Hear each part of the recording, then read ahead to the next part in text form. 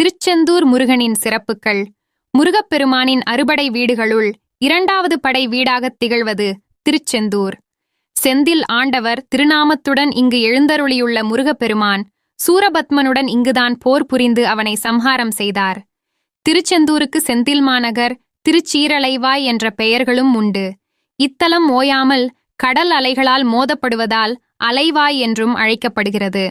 திருநெல்வேலியிலிருந்து கிழக்கே சுமார் 60 கிலோமீட்டர் தொலைவில் தூத்துக்குடி மாவட்டத்தில் கடற்கரையோரத்தில் அமைந்துள்ளது திருச்செந்தூர். தேவர்களை துன்புறுத்தி வந்த சூரபத்மன் மீது படையெடுத்து போரிட முருகப்பெருமான் வரும்போது வழியில் எதிர்ப்பட்ட தாரகாசுரனையும் அவனுக்கு துணையாக நின்ற கிரவுஞ்ச மலையையும் அழித்துவிட்டு தன் படைகளுடன் வந்து திருச்செந்தூரில் தங்குகிறார். வீரவாகு தேவரை சூரபத்மனிடம் தூது அனுப்புகிறார். ஆனால் அசரன் சூரபத்மனோ அதை நிராகரிக்கிறான். மேலும் சூரபத்மன் வீரவாகு தேவரை மரியாதை குறைவாக நடத்தி அனுப்பினான். இதையடுத்து முருகப்பெருமான் அம்பிகையிடம் வேல் பெற்று சூரபத்மன் மீது போர் தொடுக்கச் சென்றார். சூரபத்மன் அப்போது முருகப்பெருமானுடைய எதிரில் மாமரமாக நின்றான். மரத்தின் ஒரு பாதி மயிலாகவும் மறுபாதி சேவலாகவும் மாறியது. மயிலை வாகனமாக அமைத்துக் கொண்டார். சேவலை கொடியாக ஏற்றுக்கொண்டார் முருகப்பெருமான். முன்னதாக மாமரமாக ஒரு மாறி காட்சியளித்த சூரபத்மனை கொல்வதற்காக முருகப்பெருமான் வேலாயுதத்தை ஏவியபோது அதன் கொடூரம் தாங்காமல் கடலும் பின்வாங்கியதாக அருணகிரிநாதர் தனது திருப்புகழில் குறிப்பிடுகிறார். இவ்வாறு சூரபத்மனுடன் போரிட்டு வெற்றி வாகை சூடி தேவர்களை சூரபத்மனிடம் இருந்து காப்பாற்றியதால் இன்றைய திருச்செந்தூரானது ஜெயந்திபுரம் என்று வடமொழியால் அழைக்கப்பட்டு வந்தது.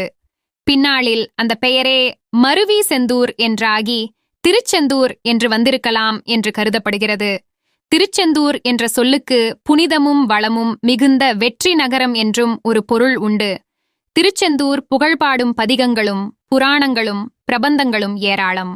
சிக்கலில் வேல் வாங்கிச் செந்தூரில் சூரசம்ஹாரம் என்பது பழமொழி. மூலவர் எல்லா கோவில்களிலும் ஒரே ஒரு மூலவர்தான் இருப்பார். ஆனால் திருச்செந்தூரில் மட்டும் 2 மூலவர்கள் உண்டு.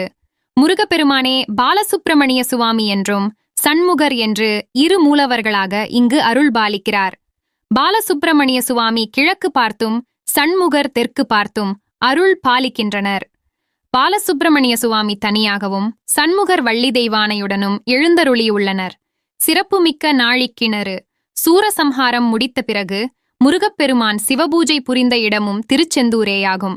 சிவலிங்க அபிஷேகத்திற்காக தன்னுடைய கைவேலினால் முருகப்பெருமான் ஸ்கந்த புஷ்கரிணி தீர்த்தத்தை உண்டாக்கினார்.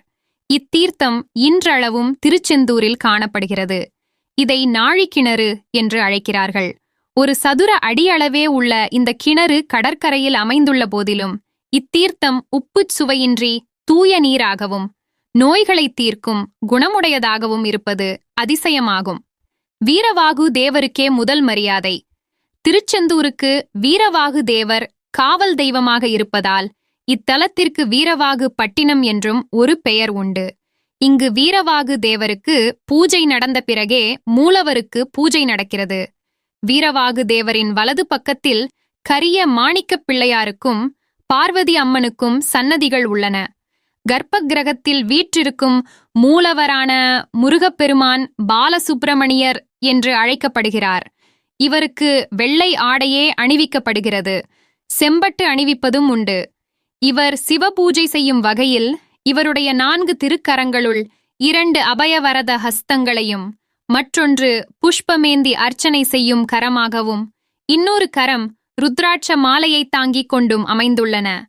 இவர் தவக்கோலத்தில் இருப்பதால் வள்ளி தெய்வானை இருவரும் அவருடன் இல்லை. மூலவருக்கு பின்னால் காணப்படும் அறை பாம்பறை என்று அழைக்கப்படுகிறது. இது சுரங்க அமைப்பினை உடைய அறையாகும். இந்த அறையின் மேற்கு பாகத்தில் முருகப்பெருமானால் பூஜிக்கப் பெற்ற பஞ்சலிங்கங்கள் இருக்கின்றன. இதுதான் விபூதி பிரசாதம். திருச்செந்தூர் என்றதுமே நினைவுக்கு வருவது விபூதி பிரசாதம்தான். பன்னீர் இலைகளில் விபூதியை வைத்து மடித்து கொடுப்பதே இலை விபூதியாகும். வேதங்களே இங்கு பன்னீர் மரங்களாக இருந்து முருகப்பெருமானை வழிபடுவதாகவும் விஸ்வாமித்திரர் இங்கு வந்து முருகப்பெருமானை வழிபட்டு இலை பிரசாதத்தை சாப்பிட்டு தனக்கு ஏற்பட்ட குன்ம நோயை போக்கிக் கொண்டதாகவும் புராண வரலாறு தெரிவிக்கின்றது. ஆதிசங்கரர் தனக்கு ஏற்பட்ட காச நோயை செந்தூர் முருகனை வழிபட்டு இதே இலை விபூதியை உட்கொண்டுதான் போக்கிக் கொண்டார். அதன் நினைவாக வடமொழியில் சுப்பிரமணிய புஜங்கம் என்னும் பாமாலையை இயற்றினார். இதேபோல் 5 வயது வரை ஊமையாக இருந்து செந்தில்வேலன் அருளால் பேசும் வல்லமையை பெற்று புகழ் பெற்றவர் குமரகுருபரர். அந்த முருகப்பெருமானே வேலினால் அவரது நாவில் எழுதி பேச வைத்தார். அதன்பின் குமரகுருபரர் இயற்றியதுதான் பிரசித்தி பெற்ற கந்தர் கலிவெண்பா. வள்ளிக்குகை திருச்செந்தூர் செல்பவர்கள் காணத் தவறாத இடம் அங்கு கடற்கரையில் அமைந்துள்ள வள்ளி குகை. முருகப்பெருமானிடம் வள்ளி கோபித்துக் கொண்டு வந்து தங்கிய இடம் இது என்கிறார்கள். இங்கு குகையை குடைந்து வள்ளிக்கு சன்னதி அமைக்கப்பட்டுள்ளது. இந்த சன்னதிக்கு ஒருவர் மட்டுமே சென்று திரும்ப முடியும். வள்ளி குகைக்கு முன்புள்ள சந்தனமலையில் தொட்டில் கட்டி வேண்டிக் கொண்டால் குழந்தை பாக்கியம் இல்லாதவர்களுக்கு அந்த பாக்கியம் விரைவில் கிட்டும் என்கிறார்கள். நடுக்கடலில் நடந்த அதிசயம். இந்தியாவை ஐரோப்பியர்கள் அடிமைப்படுத்திய நேரம். இந்தியாவின் செல்வ வளங்களை முடிந்தவரை சுரண்டினர். சாமி சிலைகளையும் அவர்கள் விட்டு வைக்கவில்லை. திருச்செந்தூர் முருகன் சிலையையும் நடராஜர் சிலையையும் டச்சுக்காரர்கள் கடத்திக் கொண்டு கப்பலில் தங்கள் நாட்டுக்கு திரும்பிய போது வழியில் கடும் புயல் வீசியது. பேய் மழையும் கொட்டித் தீர்த்தது. இதைக் கண்டு பயந்து போன அவர்கள் கடத்திக் கொண்டு சென்ற சாமி சிலைகளை கடலுக்குள் வீசிவிட்டனர். இதற்கிடையில் திருச்செந்தூர் முருகன் சிலை கடத்திச் செல்லப்பட்டதால் அதற்கு பதிலாக வேறு புதிய சிலை செய்யும் பணியை திருநெல்வேலியில் வசித்த வடமலையப்ப பிள்ளை என்பவர் துவங்கினார். அப்போது ஒரு நாள் அவரது கனவில் தோன்றிய முருகப்பெருமான், திருச்செந்தூர் கடலில் குறிப்பிட்ட இடத்தில் எலுமிச்சை பழம் மிதக்கும், அங்கு மூழ்கித் தேடினால் கடத்தப்பட்ட சிலை கிடைக்கும் என்று அடையாளம் காட்டினார். அதன்படி வடமலையப்ப பிள்ளை உள்ளிட்டவர்கள் படகுகளில் கடலுக்குள் சென்று தேடினர். ஓரிடத்தில் எலுமிச்சை பழம் மிதக்க அங்கு மூழ்கித் தேடினர். அப்போது கடத்திச் செல்லப்பட்ட முருகனின் திருமேனி கிடைத்தது. அந்த சிலை மீண்டும் சந்நிதானத்தில் பிரதிஷ்டை செய்யப்பட்டது. அதே நேரம் புதிதாக வடிக்கப்பட்ட சிலை திருநெல்வேலி தாமிரபரணி 6 பாயும் ஓரிடத்தில் பிரதிஷ்டை செய்யப்பட்டது. அந்த இடம் தற்போது குறுக்குத்துறை என்று அழைக்கப்படுகிறது. குறுக்கு வழியில் முருகப்பெருமானின் அருள் கிடைக்க இங்கு சென்று வழிபடலாம் என்றும் சொல்கிறார்கள். தாமரையுடன் கந்தன் சூரபத்மனை சம்ஹாரம் செய்து ஆட்கொண்ட பிறகு தனது வெற்றிக்கு நன்றி தெரிவிக்கும் வகையில் தாமரை மலர் கொண்டு சிவபூஜை செய்தார் முருகப்பெருமான். திருச்செந்தூரில் மூலஸ்தானத்தில் அழகாய் வீற்றிருக்கும் அந்த அழகன் முருகன் கையில் இன்றும் அந்த தாமரை மலரை நாம் பார்க்கலாம். இது வேறு எங்கும் இல்லாத சிறப்பாகும். தெரியுமா மாப்பிள்ளை சுவாமி? பொதுவாக கோவில்களில் சுவாமிக்கு ஒரு உற்சவர், விழா காலங்களில் இவரை பவனியாக எடுத்து வருவார்கள். சிலை மட்டுமே இருக்கும். ஆனால் திருச்செந்தூர் கோவிலில் சண்முகர், ஜெயந்திநாதர், குமரவிடங்கர், அலைவாய் பெருமான் என 4 உற்சவ மூர்த்திகள் உள்ளனர்.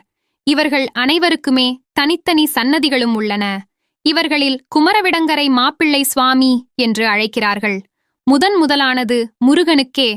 திருச்செந்தூர் சுற்று வட்டார பகுதி விவசாயிகள் தங்கள் நிலத்தில் விளைவிக்கும் நெல், தானியங்கள், காய்கறி ஆகியவற்றை அறுவடை செய்யும்போது முதலில் அறுவடை செய்ததை திருச்செந்தூர் கோவிலுக்கு கொண்டு வந்து அங்குள்ள சண்முக விலாச மண்டபத்தில் வைத்து காணிக்கை செலுத்தி விடுகின்றனர். இப்படிச் செய்தால் மகசூல் அதிக அளவில் இருக்கும் என்றும் இயற்கையால் பயிர்களுக்கு இடையூறு ஏற்படாது என்றும் நம்புகிறார்கள். இதேபோல் ஆடு, மாடு வளர்க்கும் விவசாயிகள் அவை முதலாக ஈன்றெடுக்கும் குட்டியை இந்த கோவிலுக்கு கொண்டு வந்து காணிக்கை செலுத்துவதும் வழக்கத்தில் இருந்து வருகிறது. திருவிழாக்கள் விவரம்: முருகப்பெருமானின் அவதார தினமான வைகாசி விசாகம், சூரபத்மனை அழித்து ஆட்கொண்ட கந்த சஷ்டி விழா ஆகியவை இங்கு வெகு சிறப்பாக கொண்டாடப்படுகிறது. கந்த சஷ்டியின் போது சூரசம்ஹாரம் கடற்கரையோரம் நடைபெறும். அப்போது அங்கு திரண்டிருக்கும் பக்தர்கள் வெள்ளத்தால் கடலே காணாமல் போன உணர்வு நமக்குள் ஏற்படுவது வியப்பு.